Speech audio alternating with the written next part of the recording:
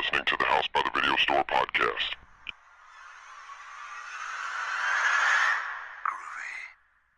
There's no more room in hell. The dead will walk near. We have such sights to show you. I kick ass for the Lord! Praise God. Welcome to the fourth episode of the House by the Video Store podcast. I'm your host, William, and joining me today will be Sean. Derek. In this episode, we'll briefly run through any site news, talk about anything interesting we've been watching during the past week, and conclude with a review of 1990's Nightbreed, written and directed by Clive Barker. So in site news this past week, the big video release was Wake and Fright. And Sean, I'll let you talk about that. Yeah, I totally forgot that we were going to talk about that. But yeah, Wake and Fright's Australian film.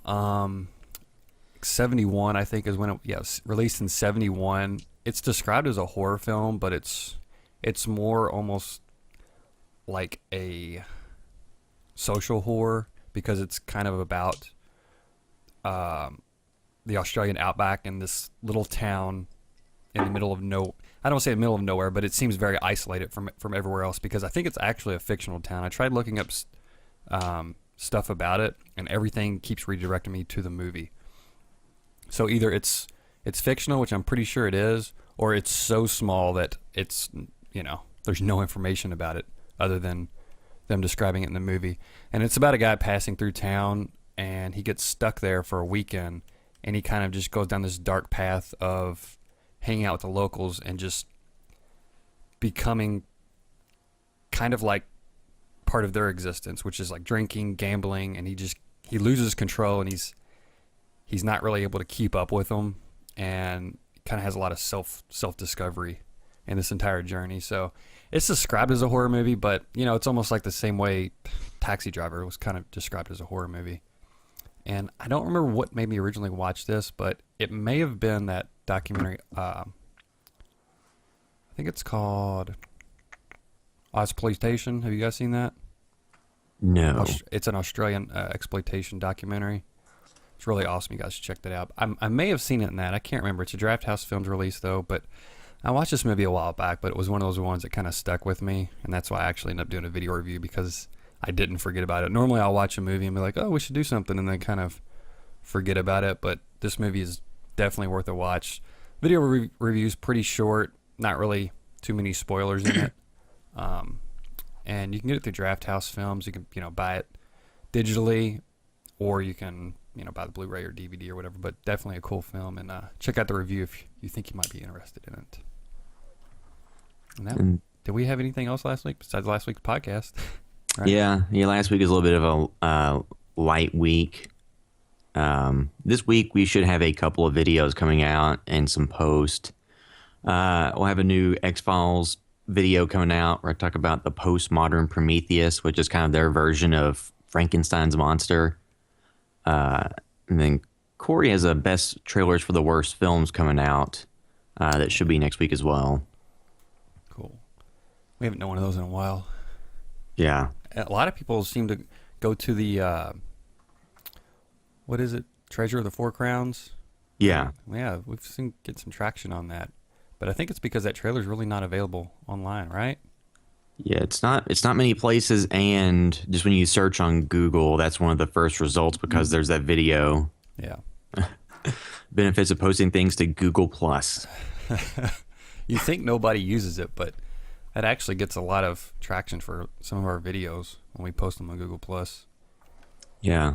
All right, so I think that's all the site news, so we can jump into what we've been watching. And this week I watched two movies aside from the one we're reviewing. One of those movies was one that we actually have a review up on the site of, which is Wolf Cop, because that just hit Netflix this past week or so. It's a fun little exploitation film. It's kind of goofy, but I mean, when it's called Wolf Cop, I don't know what anybody would expect. Yeah, some of the gore effects are all right, but I feel like I remember there being some unnecessary CGI blood, wasn't there? Is there a little bit of that in there? Yeah, I mean, it was nowhere close to the level of The Walking Dead, where they're just spraying blood everywhere, but... And there is a scene, too, where there is a penis that explodes into a wolf penis.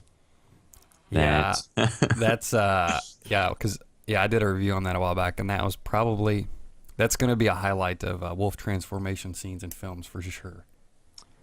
Yeah, so it was a fun film. I thought towards the end it got a little bit goofy and a little bit indulgent in some of its plot lines, but yeah, the mythos and stuff didn't really care that much about, and it kind of delves a lot into that in the last act of the film.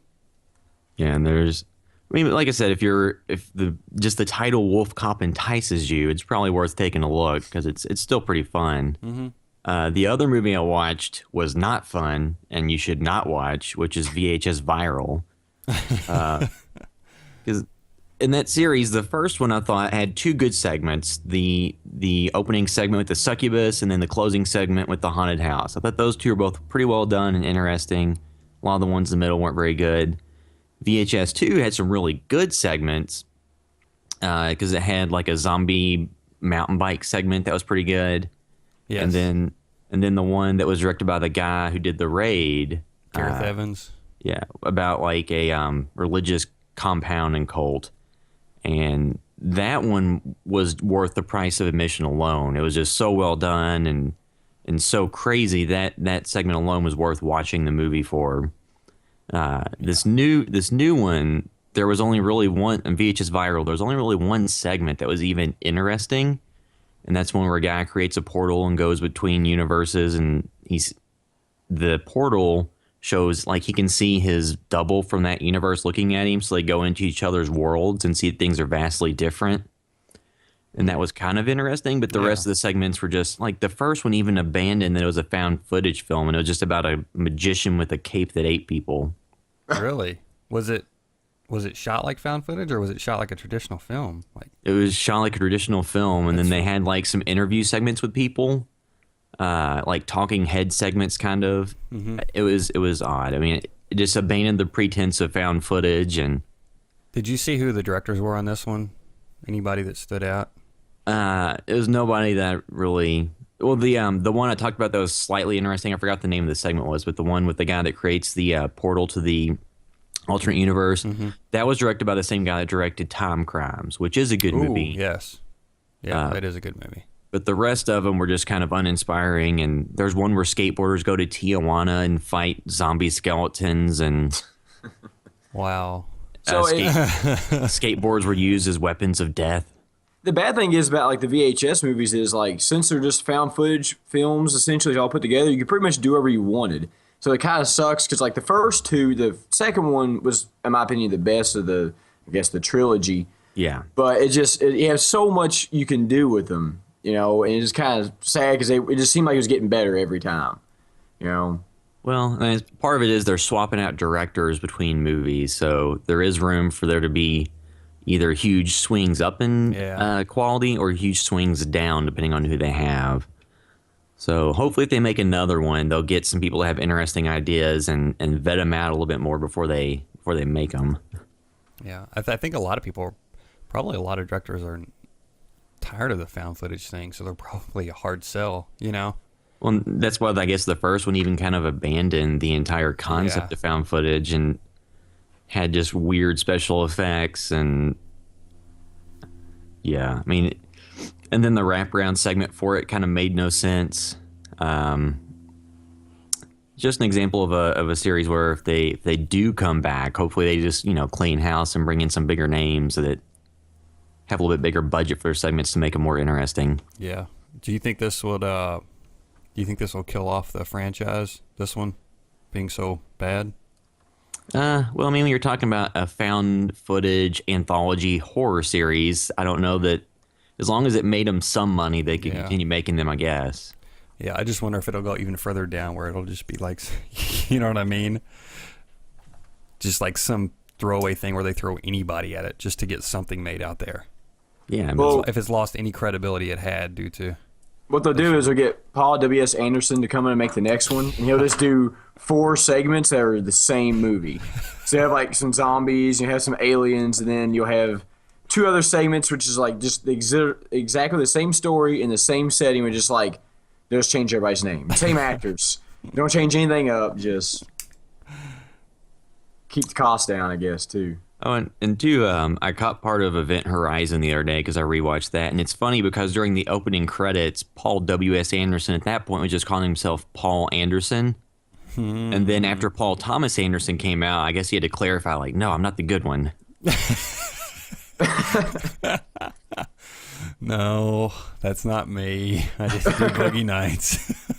I did Mortal Kombat. Oh God, he did Mortal Kombat too. So he's just all about like. He did Mortal Kombat. He claims he turned down X-Men and something else that were actually like good projects to do Event Horizon.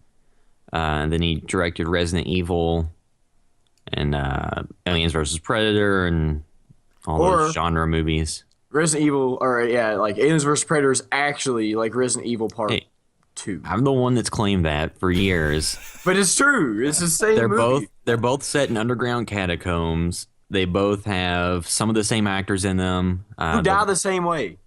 The one guy gets caught. The one guy that gets cut into 1,000 pieces by the laser grid in Resident Evil also gets trapped in a predator's net. And I don't think he dies necessarily that way, but that almost kills him, and then he dies shortly after. Yeah, it's pretty much the same way, though. And Resident Evil was first, right? Yeah. Yes. Yeah.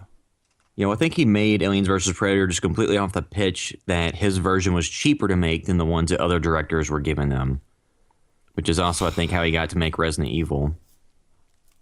Yeah, so, like, you know, there could have been an awesome director lineup for Aliens vs. Predator, and then he, like, snatched it up, and then George Romero was going to do Resident Evil, the movie, and then he snatched it up. Yeah, well, but based on Romero's later zombie movies like Diary of the Dead, I'm not sure he would have been any better. But hey, this was pre Lane of the Dead, and Lane of the Dead was all right. Like, that was a good movie, you know? Yeah, I mean, it was definitely way more watchable than Diary of the Dead. Yeah, so if this was in between Day of the Dead and Land of the Dead, then this could have been like a knockout, you know? Day of the Dead is awesome. And like with Resident Evil, the video game had already given you a pretty good plot. Like the first one was easily doable, so all you had to do is just like do most of the stuff in the video game, and you had a great film. And that's what Romero wrote a script for it, and that's what it essentially was. It was essentially just the first game, but for some reason they opted not to go with him on that. Even though he did direct some Resident Evil, I think 2 commercials in Japan. Yeah. So he did do some directing for the Resident Evil series, but it was just commercials. And then, you know, Paul Anderson got the film, of course. Couldn't they give him the commercials instead? Like, yeah. All right. So, does anybody else watch anything noteworthy this week? yes. Yeah. Go ahead, Derek. Yeah, because last week we got to talking about the Arnold Schwarzenegger film Pumping Iron. So for some reason it got me on like an Arnold trip. So I watched The Running Man from 1987, which I plan on doing a written review. Ended up watching The Last Stand and Sabotage. And I think we talked about the film, his upcoming zombie film, Maggie. But it was kind of nice to watch The Last Stand because I think it was his first true like lead role since he was the Governor. And it was just like you didn't really miss anything out. Like it just like he had never been away from film. And it was just a really good, I don't know, just like the Arnold Schwarzenegger charm, whatever you want to say it is. He's just like an entertaining guy to watch, you know? Yeah. So it was kind of nice to see his. Yeah, I know I'm a little late on watching the movie because it came out in 2013, but it's just kind of nice to just see him be back in the film industry again and be who he was. Like he didn't try to change his character up. He didn't take the over extremely dramatic role. He came back to what he already did. And it was just kind of like didn't miss a beat. It's not necessarily a great movie. It was just a very fun watch. Yeah, he doesn't have like the Birdman effect where in his old age he feels like he needs to do something significant. He's like, nope. Let's make the Expendables 3. And the director was the guy that did of The Last Stand, Ji-woon Kim, I think. The Good, the Bad, and the Weird, The Tale of Two Sisters. I Saw the Devil. So he's done some awesome he's a South Korean director. He's done some awesome films. So that's what got me to watch that as soon as it came out. And I was not disappointed. It doesn't like have a hard edge to it, but it's a fun little movie. I mean, it fits right in with those pretty damn good Schwarzenegger films from, you know, his earlier career. Yeah. And also, too, I love this, like, he's probably one of the best actors of all time that is doing crappy one-liners. Yes. You know, there's like a scene, the town they're in that film called Summerton, I think. And there's like a scene where they have the school bus and they do a 180 in it and they kick it open. He has this huge Gatling gun and he's shooting out and he's like, "Welcome to Summerton." And it was perfect, you know, like. if I could watch him in any movie doing anything. If they took the Julia Childs movie and put Arnold Schwarzenegger in it, I could watch that on loop almost. Chill out. Yeah, and what's interesting too. One of the guys from The Good, the Bad, and the Weird, who's also like in The Host, one of my favorite actors. I can't remember his name right now. He wears like the same hat that Johnny Knoxville wears in The Last Stand. It's kind of a weird carryover from the two films this director's done, even though, you know, one's American, one's South Korean. It was kind of a weird thing in there. And Johnny Knoxville almost has he's like a bit character in a bunch of action films. Maybe not a bunch of them, but in Walking Tall, he was like the same character. He was a goofy sidekick almost. Yeah. Yeah, I like the cast of The Last Stand. It was like a fun little. It's basically, William. They're like a super small town. Like just their main city is like one main street, and it's very rural. And there's some guy who's wanted by the FBI or whatever, and they know he's coming through town. And anyway, they call it Schwarzenegger. Essentially, he's like he's coming your way. So they're kind of getting ready for him to come because he killed some people in the town also. I can't remember exactly what happened, but it was like this small town together with Schwarzenegger, Johnny Knoxville, and what's his name? The other dude that's with him. Oh, he was in He's great. He's in The Waiting, and he's a couple other things too. I can't think of his name now. Yeah, I can't think of his name either. He's the one of the cooks in Waiting, right? Yeah. Yeah. Yeah. That bangs the chick in the bathroom. Yeah. Yeah. Yeah. It's a good little movie. Did you watch anything else this week, Derek? Yeah. Also, for some reason I watched the movie The Gunman with Sean Penn in it. I went out and watched it. It was terrible. It was an action movie that was devoid of any real plot in it, and it was really disappointing. I was kind of hoping it was going to be good. Mm-hmm. Because I almost slaughtered his name, Javier Bardem. How do you say? Yeah. Javier Bardem. Yeah, he was in it, so I loved him in the Country for Old Men, and I was just really disappointed with it. It was pretty much just like Sean Penn's like, I'm 54 years old, I'm in really good shape, so I'm going to do a movie with my shirt off. Yeah. So it wasn't. He's trying to get ScarJo back. Yeah. I watched a couple movies, I think. Oh, Volumes of Blood. I watched that. That was somewhat locally produced. It's a horror anthology film it's premiered so far, but it's not released. They're gonna screen it at some festivals, and then I think release it maybe in the fall on DVD and home video or whatever. I don't know exactly what their distribution plans are, but excuse me. But it was produced by a guy, PJ Starks, and he got together with 3 other directors to direct different segments for this film, and it's about people meeting up in a library. They also worked with, I guess, the Owensboro Library and some type of project or whatever. So they worked with the library, and so they shot inside the library, and it's all centered around that. And I feel like that was probably part of the deal of them being able to do that. I don't know if it's like supposed to be promoting it or whatever. I think he teaches some film class or something there in Owensboro. So it's 3 different segments, and you know it's low budget to a degree, but I think they may have had a Kickstarter. I'm not for sure, but it's actually pretty well done. They have the same DP for the whole thing, and the same writer, I believe, wrote pretty much all of it. But I think each director kind of helped shape the script after the fact. So because it was written by the same guy, aside from the influences from each director that they took onto it, and then also had the same DP and cinematographer, it does a really good job of feeling like it's one piece. But at the same time, each segment is different enough, directed by different people, that it keeps it interesting. And because it's an anthology, the story's kind of changing every 20 minutes or so. But I'm going to do something on that for the site too, because, fans of these lower budget films that, lower budget doesn't have to mean bad at all. But it's definitely something I think people that are really into checking out these more obscure horror films would probably like. Without spoiling too much, it goes in a different direction at the end that I didn't expect. And at first, I was thinking, well, I'm not for sure how some people are going to react to this because of the kind of the hard left turn.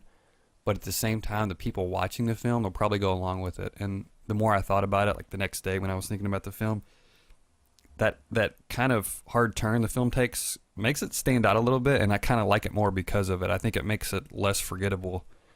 Not that it was forgettable anyway, but it kind of breaks some of the film, but in the same way, it also makes it unique enough.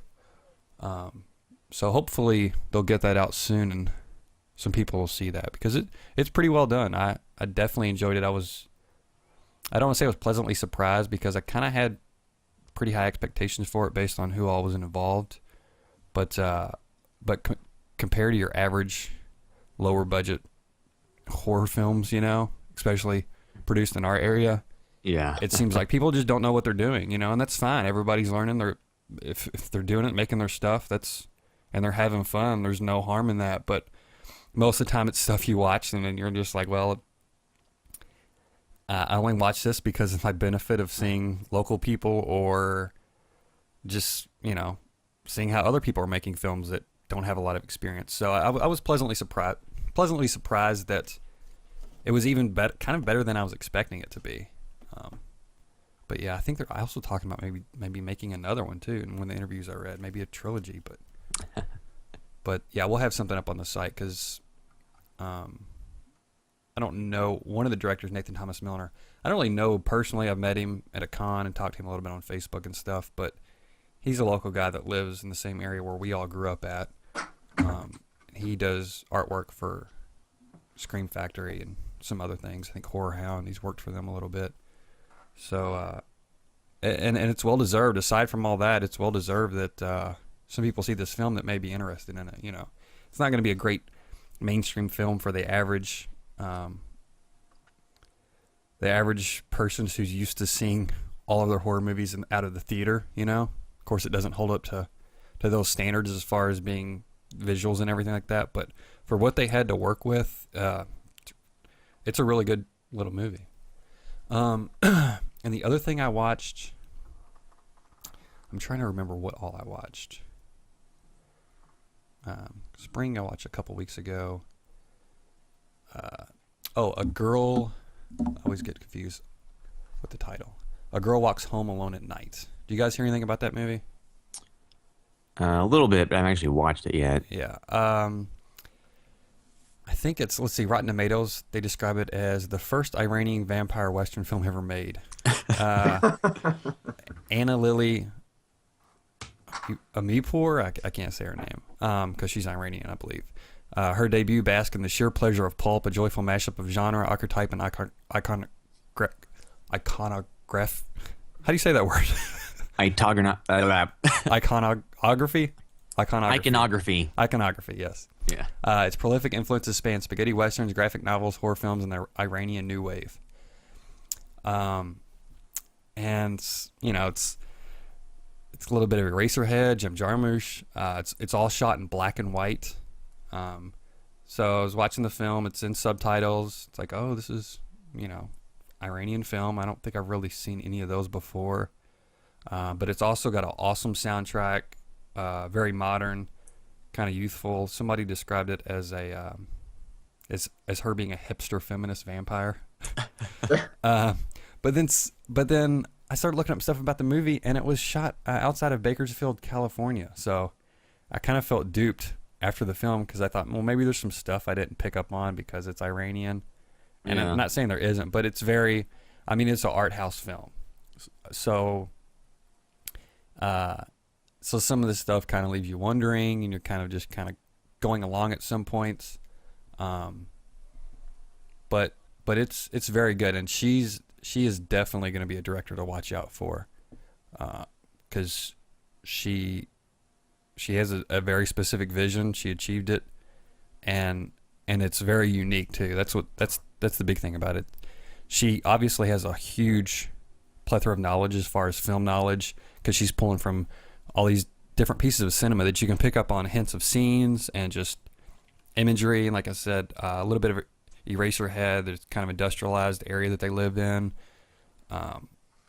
But at the same time, she makes it her own. And I looked up too her next film, and I was thinking she's probably going to get a lot of work because of this movie, but at the same time, because it is an art house film, I hope she doesn't have her head too far up her butt. You know what I mean? And kind of go too far thinking, oh, well, people really like this, so I can kind of go even weirder and you know, and kind of please the audience even less. Because it's not like a huge crowd pleaser film, but it's an art house film, so it will have its audience. But her next film, I guess it's called The Bad Batch, is a post-apocalyptic cannibal love story set in a Texas wasteland, where a muscle-bound cannibal breaks the rule: don't play with your food. It's Road Warrior meets Pretty in Pink with a dope soundtrack. That's how she described it. Very violent and very romantic, like El Topo meets Dirty Dancing. So, based on that alone, I'm pretty excited because she knows what she's doing, and that concept sounds pretty awesome. A lot of different genres being mashed up there. Yeah, it is, and it works, but it's not like it doesn't hit you over the head. You know, it's not like there's a tonal shift all the time. It just has hints of. You can tell the stuff that she likes. You can kind of tell her taste just by watching the movie. And for somebody that's into movies, you're like, okay, that's kind of cool. That's cool. There's not a huge story to it. It just kind of wanders along like some art house films do. But at the same time, there's some good scenes. It looks beautiful. Like it's in black and white, but the cinematography, it's shot in very stark black and white. So there's a lot of deep blacks. But at the same time, some of the criticisms that I have with the way a couple of things are shot is it does that thing with vampire films where when a vampire is going to attack somebody, like speeds up the film so they look weird. Yeah. You know what I'm saying? Like a lot of low budget films do that. And it's so weird because it looks like such a classy picture, even though, you know, it's a vampire film. But then they do that on a couple of attacks. That was the only thing off-putting about the presentation, but I think I'm probably going to pick up that movie when it comes out on home video. I rented it from Google Play. It wasn't that expensive too. It was probably like $4 to rent. So yeah, if you think you might be interested in it, I would definitely check it out. But I think it comes out on Blu-ray fairly soon, maybe this month even. And I think that was it, aside from watching Nightbreed. All right, so we're going to jump into our review of Nightbreed. We should mention that I believe all of us watched the current director's cut that's available on Netflix Watch Instant, because there's a few different versions, but that's the one we all watched. And before we get into the movie, I'll just go through a brief synopsis of it. The film features Craig Sheffer as Aaron Boone, an unstable mental patient led to believe by his doctor, played by David Cronenberg, that he is a serial killer. Tracked down by the police, his doctor, and his girlfriend Lori, Boone eventually finds refuge in an abandoned cemetery called Midian, among a tribe of monsters and outcasts known as the Nightbreed, the hide from humanity. So, as you can tell from that description, this is a movie that features a lot of creatures in it, the Nightbreed. And I believe that just rereading some of the history of this movie, that was kind of pitched by the studio in the promotional materials as more of a straightforward slasher. Because this movie kind of has a couple of threads. It has a slasher movie portion, and then a mythology-driven monster segment that eventually collide.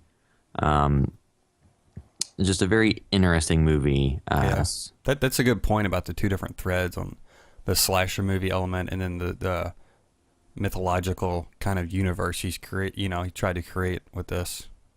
I didn't really think about it then, but because it has those two things going on at once, it makes it pretty interesting to follow because there's two things you're learning about and two kind of threads going on the entire time during the movie. Yeah, the special effects in this are very good. So the creature effects for a lot of the different Nightbreed, that's kind of worth it alone to watch the movie just to see the different creature design, because this was released in 1990, so this was being made the late 80s, early 90s, and the creature effects were all pretty good. It was a lot of practical effects and makeup. There was a few stop motion segments for some of the creatures that were a little bit more bizarre.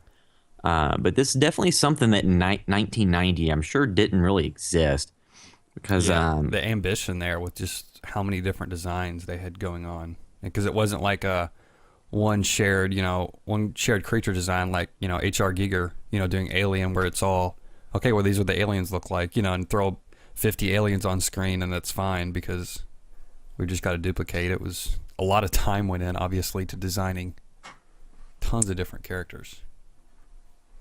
Yeah, and two, like, with this movie, Clive Barker, it was based on a book that he had written, Cabal, and his intention with this movie was to make, as he put it, the Star Wars of horror.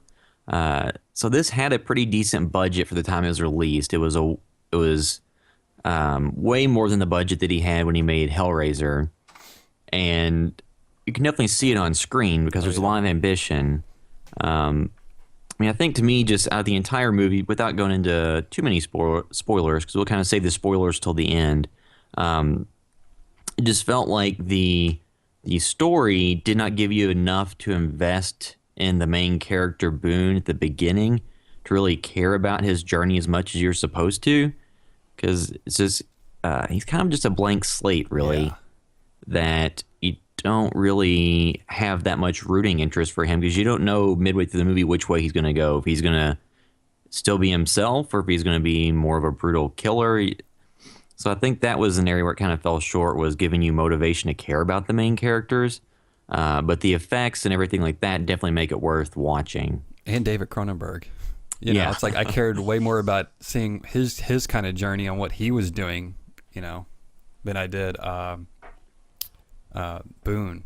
Yeah, Boone was the beginning of the movie kind of, I don't want to say dragged, but it was just kind of there, and it was like, all right, well, especially when they had that long scene with his girlfriend singing on stage forever that was horrible. Like, she was a horrible singer, just a horrible scene of white people dancing to terrible music. And it was like, this does not look fun. I don't want to hang out with these characters. I don't want to be here.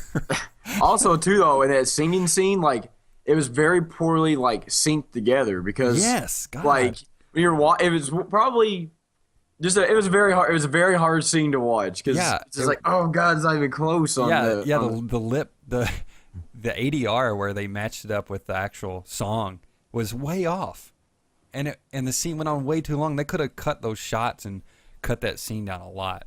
There's also one other scene that went on way too long. It was the scene before that where the girlfriend showed up, I guess, at his mechanic shop, or I don't know what exactly they were doing. Because he was welding and there's just a dirt, I don't know. But they made out for like 5 to 10 minutes. And it's like, just a little long, and a little like painfully awkward to watch. And these are mild spoilers. This is like the opening parts of the movie. We won't go into it too much. But the beginning of the movie, if it's losing you in the beginning, you just hang on, because I do think, like William said, once they start bringing up the lore and you start seeing more of these characters. And another thing too, with all those creatures that are, in this place that they all live in, it reminded me of Men in Black also, when they're walking around the headquarters and like there's just the whole time you're watching what's going on, there's all these aliens around too, and you kind of just have fun looking at all these different creature designs. Yeah, that's one thing I really did enjoy the movie that you and William were talking about earlier, is I don't think they repeated any style of monster in that movie. Yeah. Or creature, whatever you say. I think each of them were all their own independent creation, and there wasn't more, because I think all of them are different, which is something that's kind of enjoyable just to see what they all are. That is kind of worth getting through some of the tougher parts of the movies. Once you get to Median and you see all the creatures, it's definitely pretty cool. Yeah. If I wanted to find like a contemporary or a more contemporary big budget movie to compare this to me it kind of felt pretty similar to the second Hellboy, about the Golden Army, because in that movie they go to like an area that's like the troll market, where it's full of all these different unique creatures, and it's got the kind of mythology of like the old creatures from the past interacting with humans. So I kind of felt that, I'm not sure if that was influenced by this movie at all, the Hellboy series, but there's definitely some corollaries. So if you like the Hellboy series and you haven't seen Nightbreed, you'll probably find a little bit to like in it, because it has a similar vibe to me, at least in terms of the mythology of creatures mixing with humans. Yeah, and about the creatures too. One other thing about that, they didn't delve into it a lot, and I kind of like that they just left it a little bit of a mystery. They didn't like show it off, but it was almost like they were demonic X-Men where they all had like different powers, you know what I mean? And Yeah. but they didn't dive into it a lot, but that would have been really fun if they would have actually made a sequel and they would have had like a ragtag team of kind of some lead Nightbreed that had their own abilities. Well, they could have easily just piped in Nightcrawler and he would have fit right in. Yeah. Somebody needs to edit him in the movie. And I was thinking too, there's, they're showing off these creatures, so without spoiling too much, he's what's his name, Cooper or Boone? Boone. I think it's Boone, or maybe it's his girlfriend, Lori. Is that his girlfriend's name? Yeah. Yes. Maybe it's her. Somebody's either walking through and they're just walking through and then they look and they cut to a shot of a monster and then they look and they cut to another shot of a monster. It's not like very cinematic as far as all these creatures walking around and kind of just living like the X-Men makes it very X-Men Men in Black makes it feel very natural where they're all just in this space and they've all got their own agenda. This movie, it does feel like, okay, well, we're going to show off these 25 creatures we created, so let's have this person walk down this hallway and, okay, look to your left, there's a monster. Look to your right, there's another one. They do that for a little while, which is cool, but at the same time, I wish it would have been presented in a more organic way. Yeah, so the slasher portion of this movie too, I don't think they ever actually give a name to the slasher character. 'Cause they, like, if you watch the movie, like, I think one of the more iconic some of the more iconic iconography from this movie, like things that are on the posters, it shows like the killer's mask that they wear. Mm-hmm. And I think that piece alone could have been an interesting movie. And it seems like when they originally were trying to sell this movie, because I was reading like some of the notes from when they were releasing this originally, they weren't allowed to show the monsters in the trailers and advertisements for the movie before it launched, which would be partially why you completely lose audiences in the first 15 minutes when they realize it's not just another slasher movie. Yeah. That's interesting. And it sounds like there was a huge struggle when this movie came out as to how to market it. Because, like you said, like Clive Barker wanting it to be the Star Wars of horror, I mean, at the time, most studios were just content to have a horror movie that ripped off Friday the 13th or Halloween, or it was just in those lines they knew would make X amount of dollars and cost substantially less. Whereas this was a little bit more of a attempt to raise the bar for horror. Didn't really work out because it ended up kind of at the box office not making back its budget and becoming a cult film. But it was admirable that they at least attempted to do something new with the genre. And it's exactly the same thing people have been trying to do almost for the past decade, past 10 or 15 years now, where they want everything to be a trilogy, So yeah. It's kind of ahead of the curve on that as far as having the ambitions to make something bigger and not just, let's make one movie, okay, and now we're just going to make a sequel because it made money. Like having some type of vision and at least plan, even if though that doesn't always work out and studios sometimes get ahead of themselves, at least he had some type of a vision that he wanted to attempt with this.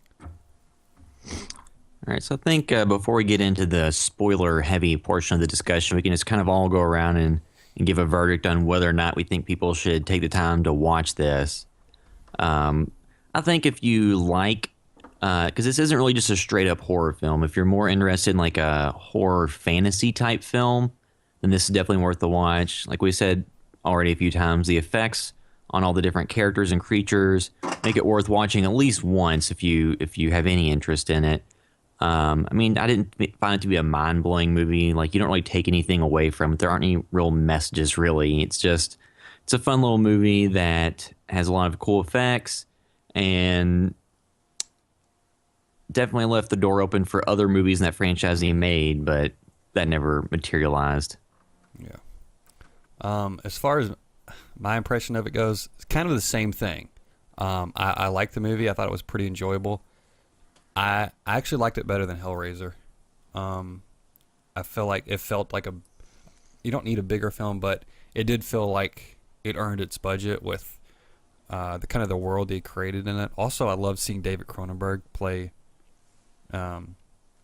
Dr. Philip K. Decker, which is obviously, like Philip K. Dick, and then Deckard from Blade Runner, which is a weird name to call him because it sounds like that's kind of something new screenwriters seem to do. We're like, oh, we'll make this character name of this character I like in this movie, and I'll try to be clever, which is a weird thing to do. But David Cronenberg, I thought he was pretty good in it. Yeah. And like I said, I after the beginning part of the movie where it's kind of slow, I didn't know how I was going to feel about it at first, and I was like, oh, Clive Barker. I can see why you didn't direct many films, but it picks up for me, and I was glad I watched it, and I'll probably watch it again sometime too, and I'd be interested in checking out the other cuts of it to see how they compare. Yeah. But because that's another thing, like William said, we watched the one on Netflix, the director's cut on Netflix. But yeah, I definitely think it's worth checking out. It's not a masterfully made movie. As far as the cinematography goes, at first too, it felt very visually weak. And I looked up the cinematographer. It was the same guy that worked on Hellraiser too, and I think that was his first film. It felt very TV quality to me at first. It didn't have a lot of visual flair. It just kind of was there. The lighting was there, but it actually gets more visually interesting at the end of the film. And that's another thing too, because the cinematographer, he's not great. I think it would have been, this film could have been a lot more interesting to look at, aside from the creature effects, if they had worked on the lighting in conjunction with the effects, because they could have probably hit some stuff that maybe doesn't look as good on screen. Kind of the same thing the way they did with The Thing. John Carpenter's The Thing. They really worked with the makeup team and the cinematographer. They worked together to make these monsters look as good as they can. While the designs are awesome, and it's fine, it's not a glossy film, but it has enough there that any horror fans, I think you should definitely just check it out and check it off your list, because it's worth a watch. It's a fun little movie. It's kind of a shame that they didn't make a sequel to it, but it's not a surprise with the way you described the marketing and everything else with it, and not being a knockout film anyway when it was first released. So definitely think it's worth a watch, though. Yeah, it's like the adult version of Where the Wild Things Are, to an extent. So I thought it was a fun watch. I would have liked the monsters in the movie or the characters to be a little more intimidating. That's the only thing I felt like it kind of lacked. Like when you have Lori walking through where they all live, it was like it was never intimidating. Like you always, like, since they had a code or something, it just felt like nobody was really any kind of threat by dealing with them. So I think that was one of the things that kind of lacked on, because you never really felt for any of the characters' safety or anything like that at all, because you just knew, like, those characters, aside from one of the first incidents in the movie, they really didn't seem that terrifying or like they were out to actually hurt anybody. I think I maybe like to see him maybe be a little more, I don't want to say violent, but just a little more, just something where you're kind of intimidated by him a little bit. Yeah, well, like William said too, fantasy horror. That's almost like the fantasy element to it, where they want to create all these creatures, but they want it to be a world and not really worry about. They want you to like the characters. Yeah. Yeah. So I agree. It would have been fun if they would have played with that. The fact that the way they look versus the way they are, even, or, they look somewhat horrifying. So, but other than that, yeah, they're just kind of there. Yeah. All right, so before we get into the spoilers, we'll just kind of go around and give everybody our Twitter handles if you want to reach us that way. And if you enjoy our podcast, make sure in iTunes to subscribe and give us 5 stars. If you think we deserve less than that, then Don't bother. Yeah, I mean, you can give us 5, or you can just not give us anything and wait for us to improve, because this is only episode 4. So we should get, as we continue pumping these out, hopefully we find a groove and kind of get these running. So if you want to find us on Twitter, you can find me on Twitter at Will_droid, WILL_DO or DROID. And this is Sean. Mine is at Blevinssean, BLEVINSSEAN. And also Corey, he couldn't join us today, but he's on Twitter. He never uses it. He talks a lot through Instagram. So if you're on Instagram and want to follow him on there, it's at the_South End_Strangler. But he also runs our House by the Video Store Instagram account as well too. So you can hit him on there, and he'll definitely see the messages. But he wanted to be on this week, but couldn't make it. And if you're trying to reach me on Twitter, mine's at DWCAP90, and that's CAPP90. All right. And then you want to throw out our official, our Twitter is at HBTVS _official, Facebook.com/HBTVS. Is that all it is? I can't even remember. Yeah, just on Twitter or Facebook. If you just search for House by the Video Store, you'll find the accounts. Yeah, and then same thing on YouTube. Subscribe to us on YouTube too. We got a ton of new subscribers past month or so. But yeah, subscribe because we try to get out at least one piece of video content a week. And now that Derek's on too, we might get some more written stuff on the site, and hopefully we'll pick up a little bit more. But it's kind of hard to balance with everybody's schedule and our day jobs. Yep. All right, so now we can jump into spoilers for Nightbreed. The apparently there was different versions of the ending depending on which version of the movie it was. So the version we watched, the director's cut, ended with Lori stabbing herself and Boone turning her into a Nightbreed. And then was it the sheriff guy runs into the priest? Yes, yeah. Yeah, and that definitely sets up something with the priest thing, you know?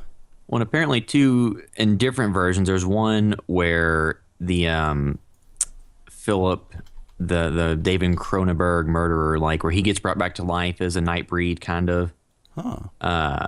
Because like the priest finds him and like puts some of the blood in him in his wounds, and he comes back, and they both want to get revenge against the Nightbreed. So there's different versions that were kind of setting it up for different things to happen. And to me, I think kind of the monster pieces were the best parts of the movie, but the end battle scenes, where the big fight between the humans and the monsters, to me that felt a little contrived and drug on for a little bit too long. Yeah. And Well, and still, also too, Boone, he like was trying to rally the troops, and he's like, "Come on, we've got to fight." But like you said before, you don't really care about him, and you're like, "Why is anybody even paying attention to him? Just because he talked to that dude?" You know what I mean? Like, what has he done to all of a sudden really inspire everybody to try to fight? He just kind of comes because it's his fault that everything fell apart in the first place. So like, I've caused all this destruction, but listen to me, guys. I know what I'm doing. well, it was foretold because there's the cave painting or the wall painting that shows it. But all he really does is he gets killed in the beginning and becomes a Nightbreed, and then he just comes in and breaks all the rules, and then he leaves. But he does get bit by Predator when the Moonface guy tries to stop him. Moonface boy. Yeah. Which that immediately reminded me of the episode of The Office where Dwight got a concussion and they called him that. But there's two things in the movie I really wish had more of. And I'm thinking it was the police captain from the town that had Median in it. He was such an asshole, but he was really fun to watch. Yeah. For the most part. And the Porcupine Girl. Like, I would have liked to seen her do more stuff in the movie because that was kind of an interesting character that I think he only got on the screen twice. Mm-hmm. Yeah, I mean, a lot of the characters had pretty cool abilities or looked cool.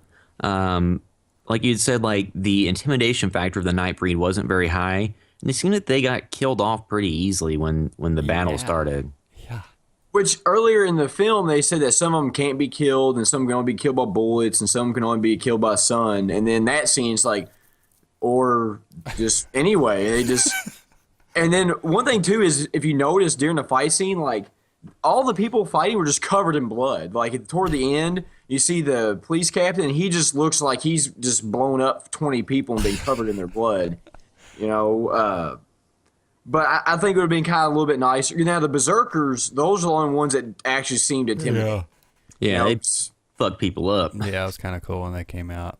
But, yeah, I mean, same thing. That last scene I liked. I wish they would have had more fun with it, but it just seemed like, okay, well, now we need our set piece at the end of the movie. Let's have the main character rally the troops and then our battle scene and just, them fight with each other. I know this is kind of going back a little bit, but we talked about Dr. Decker and his serial killer persona. That would have actually almost been just a very interesting movie, just having him do that, him just being the slasher. Yeah. But one thing I don't really understand was I understand that he did this in the movie to set up, but he had the scene where he went in the house and like killed the mom and the dad, the little boy, and they never really elaborated on that scene, and it's almost didn't really fit in with the movie because it just didn't have any explanation for it. Yeah, at first I thought it was the main character when he grew up. You know what I mean? I thought, oh, Yeah, they're cutting to that, and now this is why he's here or whatever. But it's like no, that's not what happened, right? Yeah, Totally. That scene just happened, and there was no explanation for it in the film, and it never came back to it. Well, I think it was just that the Decker, the doctor, was just killing people and then convincing Boone that he was responsible. Mm-hmm. Yeah, but I don't really feel like that ever even came back into the movie. But I will say this. The mask that he wore as the killer was actually kind of a cool mask. I mean, but they did have one weird scene in the movie, and it's toward the end, I think, when the big fight's happening and Decker reveals himself as a killer. He pulls the mask off by putting his finger in the mouth hole and ripping the mask off, which is a really odd way of taking the mask off. Well, he is a guy that just kills people and wants to go to Midian and destroy them, so... Yeah, it was just an odd scene, you know. And another thing, because of the mask and all the characters, and same thing with Hellraiser, where he just likes to go crazy with character designs, and sometimes they're all over the place, and it's just some of them don't work as well as others.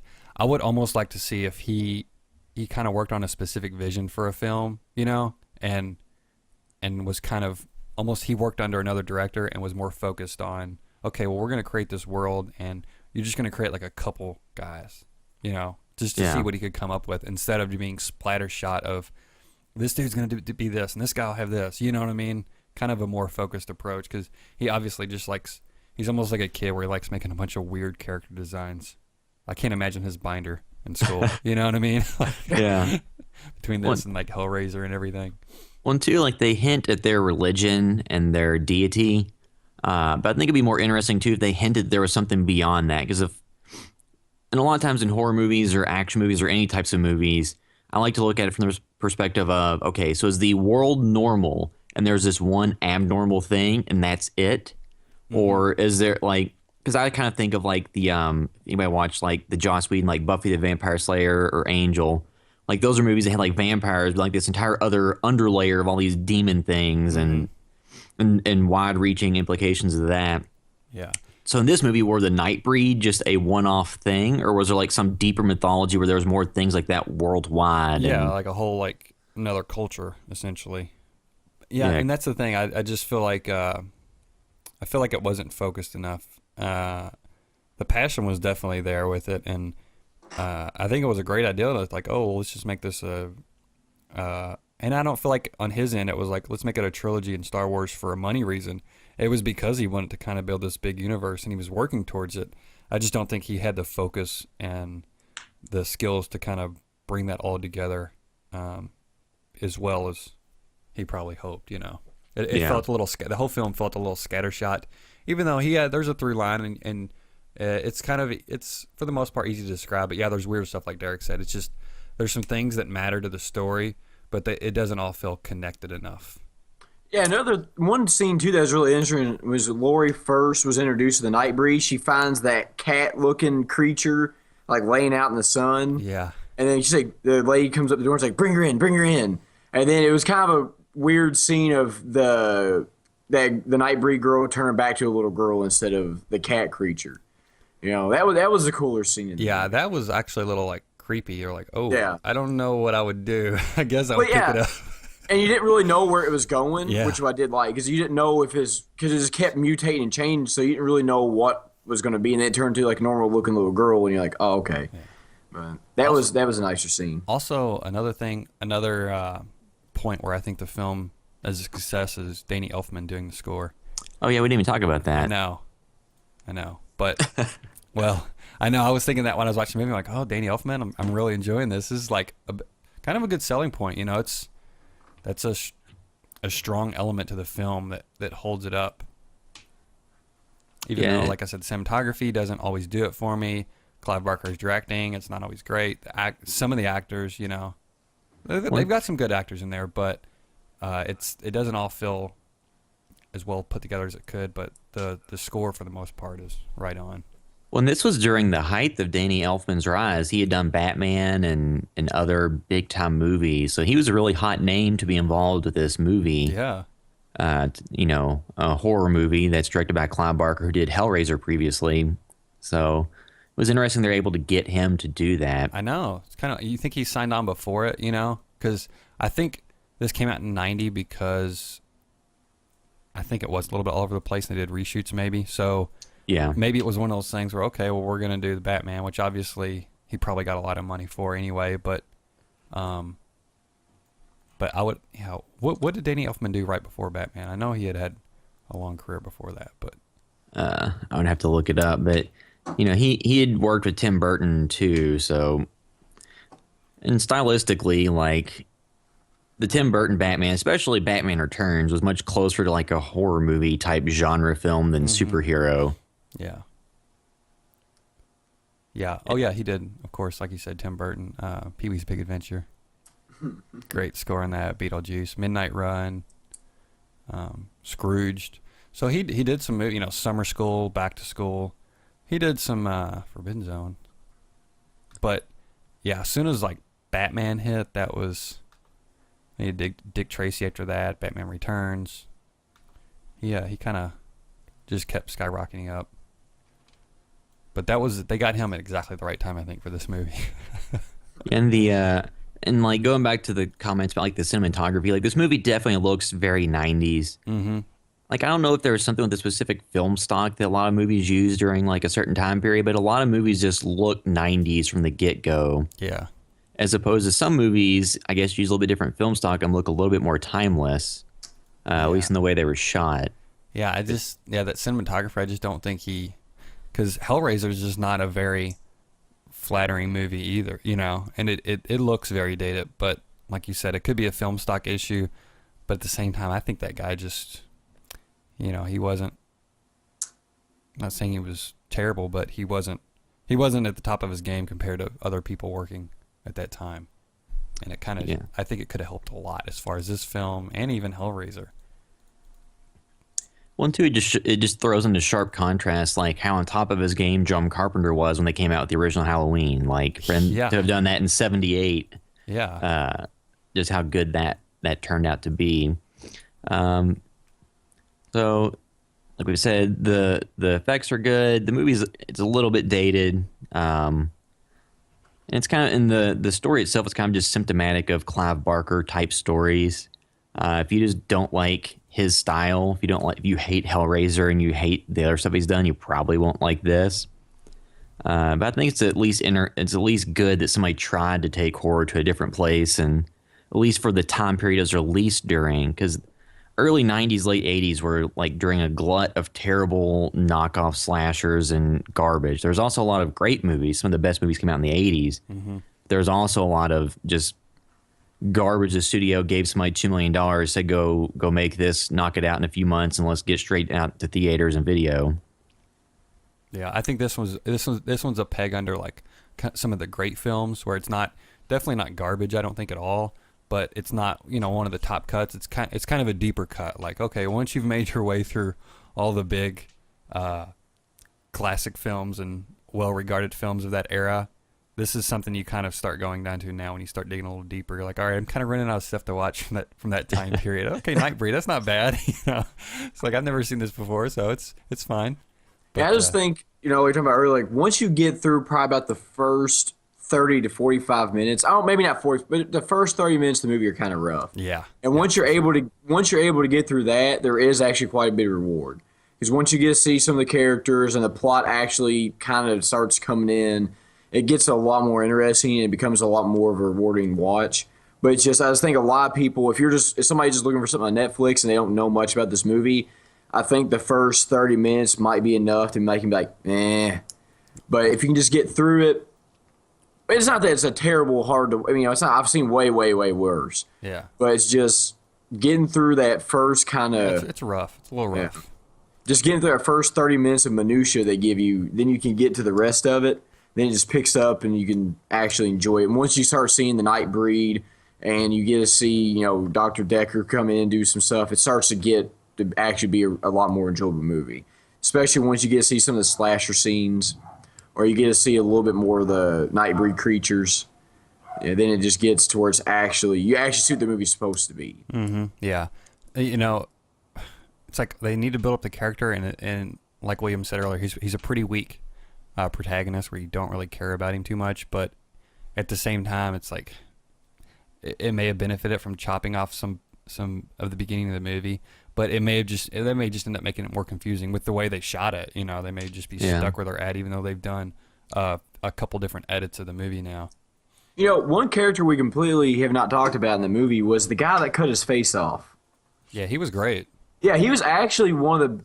I'll say this. When he was first in the movie, I didn't think he was going to be that strong of a character when he made him in the hospital and he cut his face off. But once he became a Nightbreed, which I'm not for sure how he became a Nightbreed because technically he died in the hospital, but he was actually a really enjoyable character for the rest of the film. Yeah, I liked him a lot too. And it kind of was disappointing that he was one of the characters that died because it's like, out of all the characters in the film, you don't really like any of them. I kind of actually liked his character. Yeah. And then they killed him. Well, or he had some type of attachment too. You know what I mean? Yeah. Yeah, because you actually kind of liked him. He was actually one of the enjoyable characters in the film. They should have pulled a bait and switch where I keep forgetting his name, the main character. Boone. Or Boone dies, and then the other guy takes over the role. Yeah, he's got to pick up the mantle. I would have loved that. It'd be like, oh, great, a nice little... Yeah, because he started off as like the crazy hospital guy, and then he comes back as a Nightbreed, and he's actually an enjoyable character. Yeah. And one of the more likable... I actually liked him better than like Boone or Laurie or anybody else. Well, and two, we should probably mention that Doug Bradley, who played Pinhead in all the Hellraiser movies, well, except for the last one that everybody hated, he was in this movie as well. He was Dirk Lylesburg, kind of like the head priest of the Nightbreed. Yeah, and I knew he was in it because I saw him, I knew he was in the film, but I didn't recognize who he was until you said it, and it makes sense now. He was a nice little role, too. Yeah, now that you say that, the voice is very familiar. I kind of I didn't know that was him when I was watching it, but now that you say that, it's like, oh, okay, I can definitely pick up the voice now. Mm-hmm. So this is definitely a nice little, it captures the milieu when it was released very well. It feels a lot like its time period. I guess we can go through any final thoughts now before we close this up. Well, one other thing real quick, too, is we didn't mention earlier, but there was news last year that came out that they're going to do a TV series. Right? Oh, yeah. And I think this would fit great. I mean, if they did a Netflix series, something like that where, hey, 12 episodes kind of build this universe and they put some money into it. But if this is one of those things that are going over to the Sci-Fi Channel, yeah, this could go really wrong really fast. But under the right hands, I think it has the potential to go somewhere. But well, I think too with like the success of things since this was released, like I said, like Buffy and Angel, like the Hellboy movies, just people are more accepting of stories like this. Mm-hmm. So I think you have more potential for people to get into it and really give this property a second life that has a little bit of legs, especially since this movie has kind of a persona now as just a cult hit. So you have a little bit of credibility from that perspective, and if you relaunch it and actually make it good, people probably would get behind it. Yeah, the time's kind of right, especially with horror TV shows, and just the popularity of, like you said, people are a lot more accepting of this stuff now. So, and too, to almost be a refreshment because it's something that's so different than everything else too. Yeah, even though it's a remake, it is very different. It's very different. It gives them different storylines to explore, and since it be a TV series, you could get into the different characters more so, or just bring in. I don't know if they would revisit any of the old characters or just start off completely anew. The news article I read said something about them redesigning some of the characters, so at least the character designs may be similar, and of course they'll probably modify them some, just like they do with the bat suit every year when they make a movie. So. But I don't know if the actual characters, Yeah. So we all want Paul W.S. Anderson to direct this too, right? No, I think he should produce. Uwe Boll should direct. So we ended up with 12 seasons of a series where they all take place in underground catacombs, and the same characters die in the same way every episode, right? Yep. So didn't Uwe Boll recently in an interview said that he acknowledged that like he is the worst? I thought that was a headline. Okay, here's what I think I saw that headline on April 1st. Oh. But I didn't click on it because I was like, I'm not going to click on hardly any articles today. But I think I saw that headline, but I'm pretty sure it was on April 1st. Oh, well, I saw somebody repost it like a day or two ago, but he is the worst. If you've seen any of his films, the illustrious, was it House of the Dead and Postal and Blood Rain and The Name of the King, Dungeon Siege, yeah, he's not good. Will you do a top 5 best films of Uwe Boll or worst? I mean, I think I want to it'd be do best because I think it will be harder to do the best. Now, is House of the Dead, is that the movie based off the video game? the light gun shooter. Yeah, and Ric Flair's under the water pulling people in as a zombie. That was actually one of the best zombie scenes of all time. Because you have a guy that looks completely like Ric Flair pulling people under the water. You had like the Asian girl in the American flag bikini that was like blowing the paper mache zombie heads off. I think you're really not giving him enough credit, really. Well, yeah, we don't have to spend too much time on the movies of Uwe Boll since. But yeah. So, any other final thoughts on this movie, on Nightbreed? Yeah, it's a pretty good movie overall. I like it better than Hellraiser. There's some huge Hellraiser fans, but I just like the scope of the ambition of it. You know, it doesn't hit the mark exactly, but just the scope and the ambition, and even though, like I said, it could have went some more interesting places. Like Derek said, it's super original. So on that aspect alone, and the effects, like it's a good movie. I definitely think people should check it out if they think they may be interested in it all.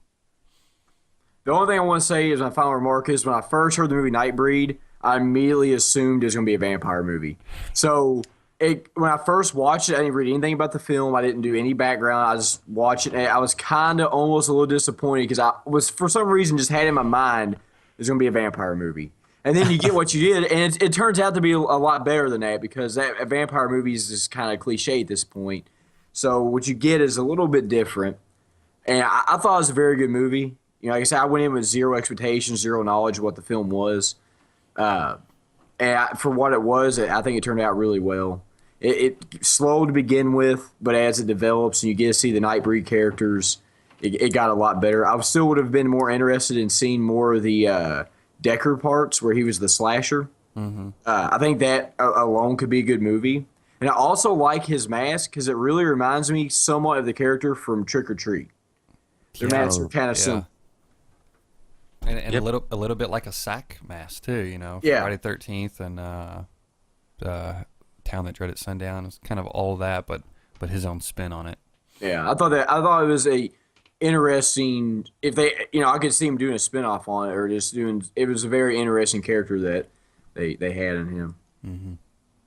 Yeah, I think definitely like on the TV show, it would be awesome if they could get Weta Workshops, the people who've done the creature effects in some of Guillermo del Toro's movies, to do the creature effects on the new series because they seem to be at the top of the game when it comes to things like that today. You're absolutely right. That would be the kind of the perfect house to do that because they can manage those big projects like that, and dealing with a bunch of different designs. They could get it done and make it look awesome.